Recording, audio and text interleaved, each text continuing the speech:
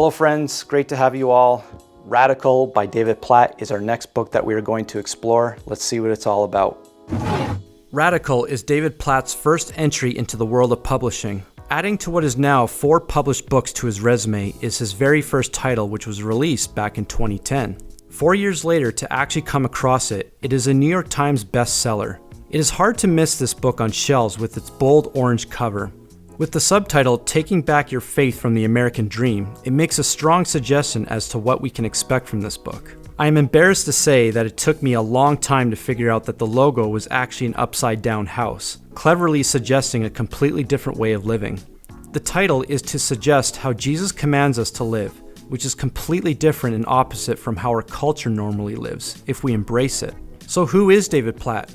Well, in the back of his book, he is described as the pastor of a 4,000-member congregation called The Church at Brook Hills in Birmingham, Alabama. He holds 2 undergraduate and 3 advanced degrees, including a doctorate from New Orleans Baptist Theological Seminary. His connection with the Baptist Church does not surprise me, considering 5 of his 8 responses within his book have a Baptist Church connection. Radical is about helping Christians understand how much we have manipulated the gospel to fit our cultural preferences. We have bought into the American dream of living our lives in comfort, security, money, and putting a nice little Christian spin or label on it. The reality is that we have forgotten how Jesus commanded us to live completely different from the American dream. He commanded us to make disciples of all nations. Platt is well educated and well traveled. He has been involved in underground churches in some of the most hostile countries against Christianity. He uses stories from his life, his travels, along with stories from members within the church he pastors to share the differences between living for the American dream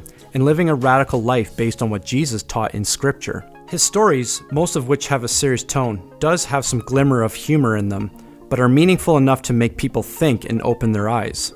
Radical contains 9 chapters, but what I appreciate is that Platt has many chapters within those chapters. These many separately titled chapters are found every 2 to 3 pages. The purpose of these mini chapters are to provide some of those stories that Platt shares. He uses scripture in nearly all his reference notes throughout his writing to support his claims without taking them out of context, which I greatly respect. He takes his book a step further than most other Christian living books, in which his last chapter actually challenges the reader to live out what they just read through a 1-year radical experiment. This experiment is an initiative that follows up on the 2 questions he posed at the beginning of his book. Will we believe Jesus? Will we obey Jesus? I appreciate this because it really makes the reader accountable rather than just reading the book and doing nothing about it. Some notable quotes from this book are, "This is the question that often haunts me when I stand before a crowd of thousands of people in the church I pastor. What if we took away the cool music and the cushioned chairs? What if the screens are gone and the stage is no longer decorated?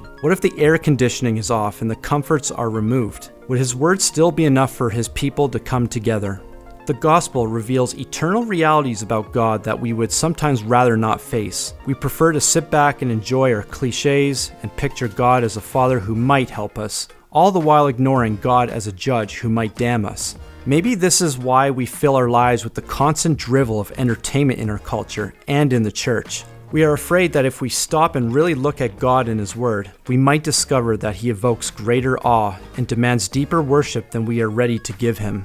The modern-day gospel says God loves you and He has a wonderful plan for your life. Therefore, follow these steps and you can be saved. Meanwhile, the biblical gospel says you are an enemy of God, dead in your sin, and in your present state of rebellion, you're not even able to see that you need life, much less to cause yourself to come to life.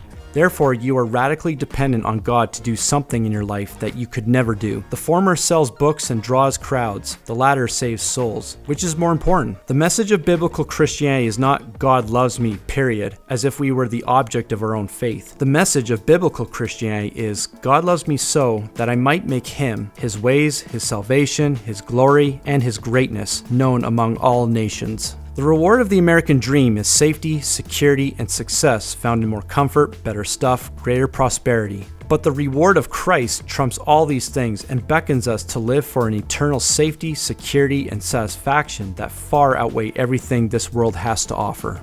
Platt uses the infamous moment of the rich young ruler, Matthew chapter 19 verse 16, where Jesus tells him to sell all that he has and give to the poor. Platt is certainly not the first author that quotes this passage and places it in their book. It's one thing to do that, but it is another thing to write how it is lived out today in our culture. Platt, to his credit, does provide some examples from his life and from others. The problem is that those examples only showed the selling of some possessions, not all possessions. I did not come across a modern day example of someone literally selling all they had and gave to the poor. I do not find fault in Radical for sharing Jesus' message, but what does that look like in our culture today if the book does not provide a radical example? Even Platt humbly admits he wrestles with similar questions. Questions like mine are not easy, and he does not presume to have all the answers. At the same time, Platt does say this should not stop us from asking the questions and letting these questions drive us to Christ. So does Radical live up to its title? Does it help Christians take back their faith from the American dream? While I am not entirely sure if this book shows Christians how to do that, it most certainly shows Christians why they should. It shows the desperate need to revisit the words of Jesus. It provides a blueprint or a glimpse of what taking back their faith could look like. Radical is not going to appeal to many audiences, not even those that call themselves Christians. Based on what Platt shares, I have a feeling very few will enjoy his message. It is like Russell D. Moore's response when he basically says how most people don't want to put a book down, but this one, you will want to put it down.